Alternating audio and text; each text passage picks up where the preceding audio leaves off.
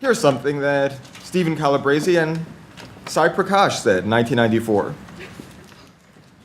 Originalists do not give priority to the plain dictionary meaning of the Constitution's text because they like grammar more than history. They give priority to it because they believe that it, and it alone, is law. The meaning of the text is law. That's a claim about the content of law and what makes the law what it is. The law is identical to or fully determined by some communicative content of the text. That claim has been repeated in various forms by a whole bunch of originalists.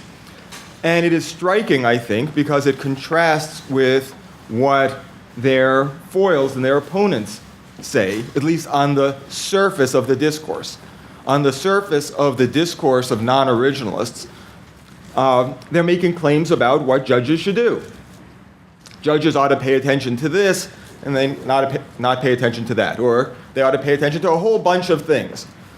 Those are claims that I describe as prescriptive. They're claims about what certain sorts of people should do, as opposed to the claim that I just read from Calabrese and Sai Prakash, which is what I call a constitutive claim, a claim about what the law is. And I take that seriously. So I think that that is, in a sense, a game-changing type of claim that Sai and Steve Calabrese made. I'm not claiming this was the first place it was said. I just use this as representative.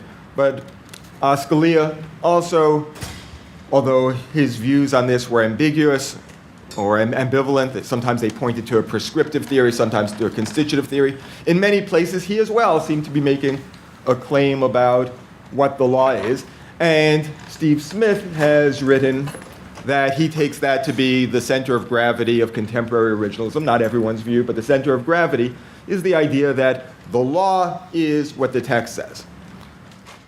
So this paper is an attempt to address that seriously. It claims that that's false. As a jurisprudential matter, I think that's fairly implausible, frankly. It's not plausible as a general claim about law, that generally speaking, law just is the communicative content of an authoritative text. No general jurisprudence thinks that's true. There are lots of historical counterexamples, although there's, of course, a big question of what would establish that it is a counterexample. So I talk about that in the paper. I think that it's not plausible as a general jurisprudential theory. So then it could be a truth about our legal system as a contingent matter. So it could be, for example, if we're Hartians, if Hart is giving us the correct account of law generally, then if we had a recognitional practice which pointed to just the communicative content of the text as the sole determinant of the law, then this constitutive claim of originalism would be true as a contingent matter. I think that it's fairly clear that it's not the case that our recognitional practices establish that the sole determinant of the content of law is the original public meaning of the text. Even those who have pressed the positive turn don't claim that under a Hartian account of our system, the law is fully determined by the original public meaning of the text. So, if that's not the right view, what is the right view? In the paper, I give you the right view. So the view, very simply, is as a general matter about systems of normativity, artificial systems of normativity. Artificial here is just really meant to rule out morality, prudence, rationality. Morality as robust realists take morality to be. So most of our normative systems are artificial. That doesn't mean that they are entirely contingent, that they could take any form at all. I just mean to rule out those sorts of normative systems which some people think have some content, the content of which is determined by the nature of things. That's what I mean to rule out when I describe artificial systems of practical normativity. There are lots of artificial systems of practical normativity. Fashion, etiquette, prescriptive grammar, the rules of games and sports, and legal systems. So my account is intended to show a commonality among all these systems. And the view, very simply, is that upper-level norms of these systems, the norms that we conventionally call rules, that are fairly determinate in their conduct guidance function, are determined by, metaphysically determined by, are given the contents they have, are made what they are by the complex interaction of lower level norms of that system that I call principles. Things like, in our constitutional law system, federalism or separation of powers or liberty. These are just gestures, of course, to what the principles are. The principles are going to be rather more nuanced and complicated and subtle than that. But I'm just giving labels right now to gesture to the sorts of things that I have in mind. And my claim is that the principles are metaphysically determined, grounded in, they exist in virtue of social facts. Facts about human behaviors, actions, discussions, criticisms, mental phenomena, etc. So the principles are grounded in, are determined by these social facts. What are the details of this grounding relationship? Heck if I know. I mean, it's really, really complicated to figure out how social norms of any sort, of any type of normative system, are derived from, metaphysically, these social facts. But even though it's complicated, we should have a high degree of confidence that it's true. Because we do believe there are rules of fashion and rules of etiquette and rules of grammar, and we don't think that they just are writ into the nature of the universe. We do think, I think most of us are positivists about fashion rules or prescriptive grammar or sports or games. So somehow we can have confidence, I think, that there is a relationship, that there is this metaphysical grounding relationship between these low-level norms of a system and social facts. And then what I want to say is,